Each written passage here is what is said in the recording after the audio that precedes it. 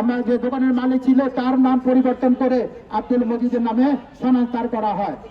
এখন আমি যে কথা বলতে চাচ্ছি, আমাদের ত্রিপক্ষীয় চুক্তিতে লেখা আছে আমরা যার যার সহাবস্থান আমরা দোকান পাবো। আপনারা এটা চুক্তি করে গেছেন, আমরা তাও মানি না। তারপরে আমাদের এই যে আদম কমিটি সরাসরি মার্কেটে এসে এখানে একটা প্রোগ্রাম করেন। এখানে প্রোগ্রাম করার পরে উনি এখানে ভিডিও ফুটেজের মাধ্যমে আমাদেরকে অঙ্গীকার করেছেন যে আমরা শুধু মালিক না, ওনার মুখের স্বীকারোক্তি আমার মোবাইল আছে, আপনারা চাইলে আমি এখন ভিডিও খুলে দেখাতে পারবো যে আপনারা শুধু মালিক না, আপনারা মারা যাওয়ার পরে ভবিষ্যৎ আপনাদের ওয়ারিস ছেলে মেয়ে ওরা মালিক। এখন আমার কথা হচ্ছে উনি অঙ্গীকার করার পরে শুধু উনি একা অঙ্গীকার করেনি, এই যে ডেভেলপার রায়ান বিল্ডার্সের ডেভেলপার ওনারা ছিলেন, ওনারা সহকারে আদম তমিজি আমরা ত্রিপক্ষীয় একটা চুক্তি উনি আমাদের মাঝে যে কি বলে আপনার ইসলামের মধ্যে লিখিয়ে দিয়েছেন। এটা আমাদের এখানে ডকুমেন্ট আছে, আপনারা মেহরবানি করে আমার পিছনে যারা আছেন ডকুমেন্টটা বাইর করেন মোবাইল থেকে।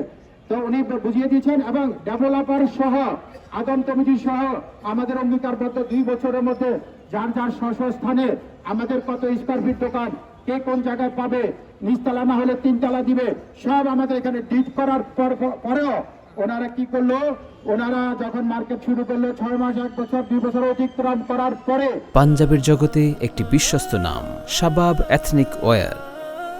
তখনই মনে করেন যে আমাদের আদম কমিটি হক গ্রুপের মালিক আপনারা জানেন উনি অসুস্থ হয়ে গেছে, উনি রাষ্ট্রদ্রোহিতা একটা মামলা উনি জর্জিত, ওখানে মনে করেন উনি আইন প্রশাসনের কাছে জিম্মি হয়ে যায়।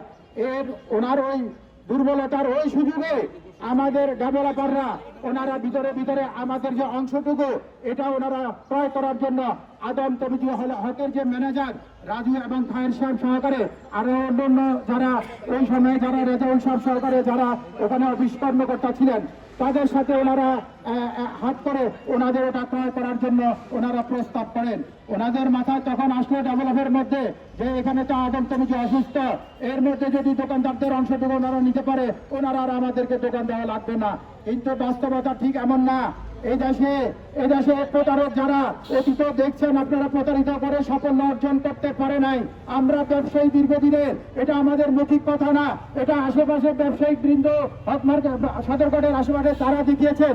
আজকে যে আমরা এখানে দাঁড়িয়ে যে কথা বলতেছি কোনো ডকুমেন্ট ছাড়া কথা বলি না, আমরা কোনো ভাড়াটিয়া লোক না, আমরা ব্যবসায়িক, আমরা কমলা করে আমরা আমাদের ফ্যামিলি আমাদের বাল বাচ্চা নিয়ে আমরা জীবিকা আমাদের টাকা ক্রয়ের মাধ্যমে আমাদের টাকা দিয়ে ক্রয়ের মাধ্যমে দোকানের মালিক। আমার ব্যক্তিগতভাবে আমার দোকান 4 নম্বর দোকান, 8,10,000 টাকার দলিল আমার হাতে এখানে আছে। আমি 2002 সালে এই 8,10,000 টাকাতে আমার দোকানটা আমি ক্রয় করি। ওই সময়ে 8 লক্ষ টাকার এগেইনস্টে আমি 80,000 টাকা ওনাকে ট্রান্সফার ফি দিই। তাইলে আমি একা না, আমি আগেও বলেছি এখানে 70টা দোকানের ডকুমেন্ট, 70টা দোকানের 15-20 বার ক্রয় বিক্রয় হয়েছে, তা অনেক টাকা হস্তান্তর করে জমিদারে ভোগ করেছে।